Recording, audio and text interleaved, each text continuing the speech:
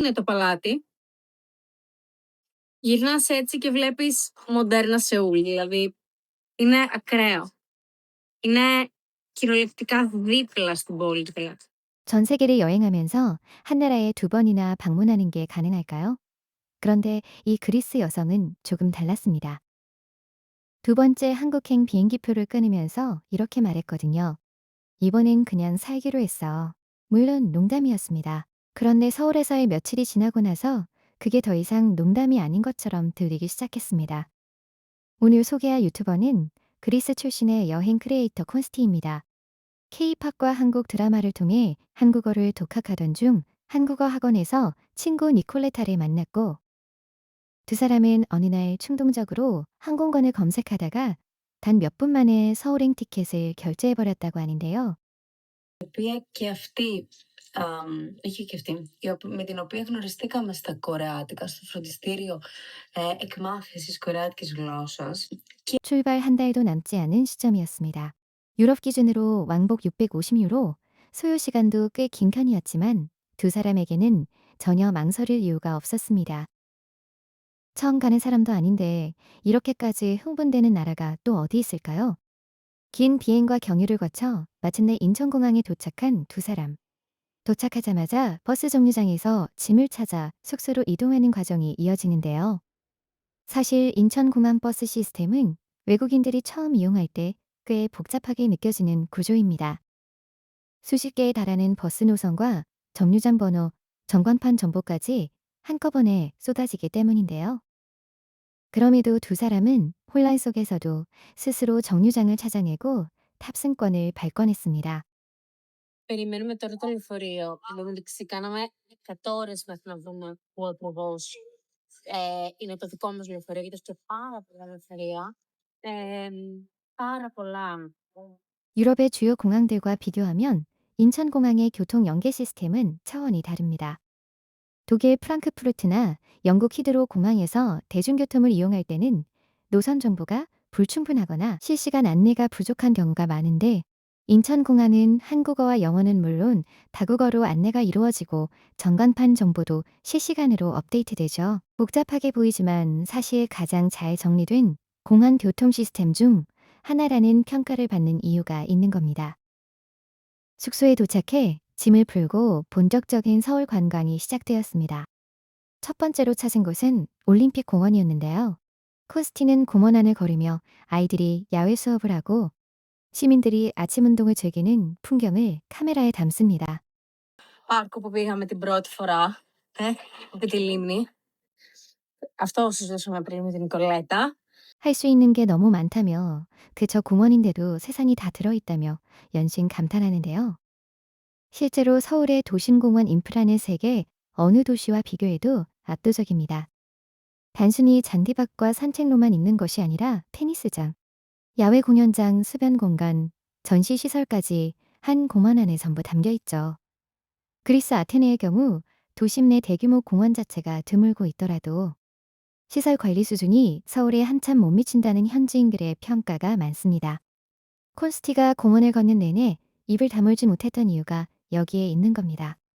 이어서 두 사람이 향한 곳은 경복궁 일대.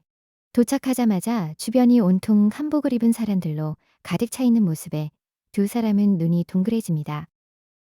여기 보이는 사람들 전부 한복 입고 있어. 진짜 드라마 세트장 같아.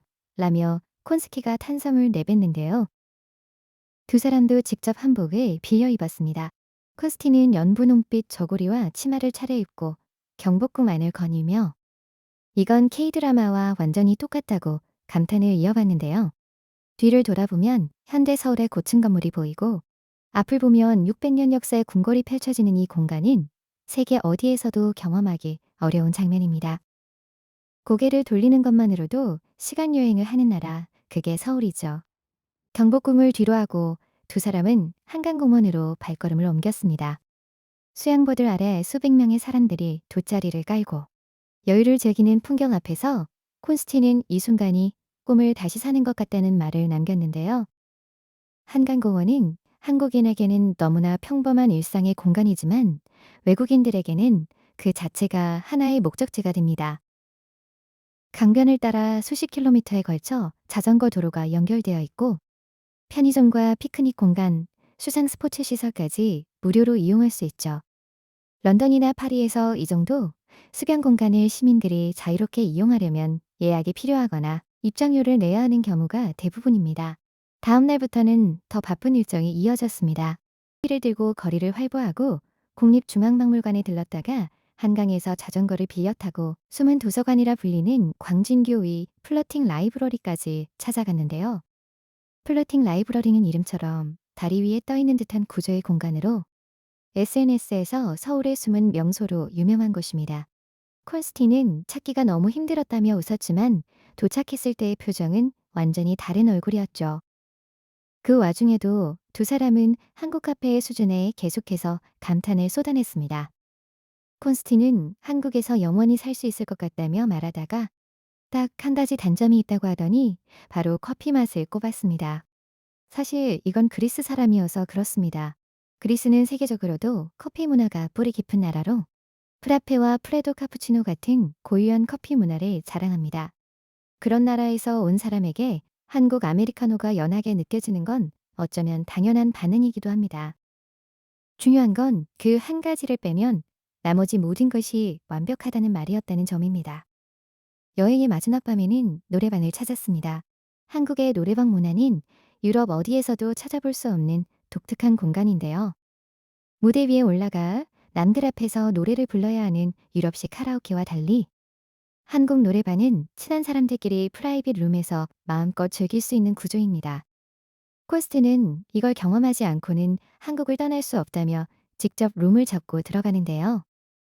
그렇게 두 사람의 마지막 서울밤은 가장 한국다운 방식으로 마무리되었습니다. 그리고 인천공항으로 향하는 택시 안에서 콘스티는 짧게 한마디를 남겼습니다. 돌아가고 싶지 않아. 진심으로. 이 말은 영상에서 가장 많이 반복된 문장이기도 합니다. 두 번째로 와서도 이 말이 나오는 나라라면 세 번째를 막을 수는 없겠죠. 실제로 콘스티는 영상 말미에 제주도 편이 따로 있다고 언급했는데 서울에서 끝나지 않았기 때문이었습니다. 우리에게 너무 익숙한 한강 피크닉과 경복궁 앞 한복대여, 동네 노래방 한 번. 그게 누군가에게는 평생 지워지지 않는 여행이 됩니다. 그리고 그 사람은 반드시 다시 돌아옵니다. 콘스티가 비행기에 오르면서 남긴 마지막 표정은 돌아가는 사람의 표정이 아니었습니다. 다음 여행을 계획하고 있는 사람의 표정이었습니다. 한국은 그런 나라입니다. 한 번 오면 다음을 생각하게 되고 다음이 끝나면 또 그 다음을 생각하게 되는 곳. 그리고 그 사람들 덕분에 우리는 오늘도 새삼 깨닫게 됩니다. 아, 내가 사는 이 나라가 이런 나라였구나 하고요.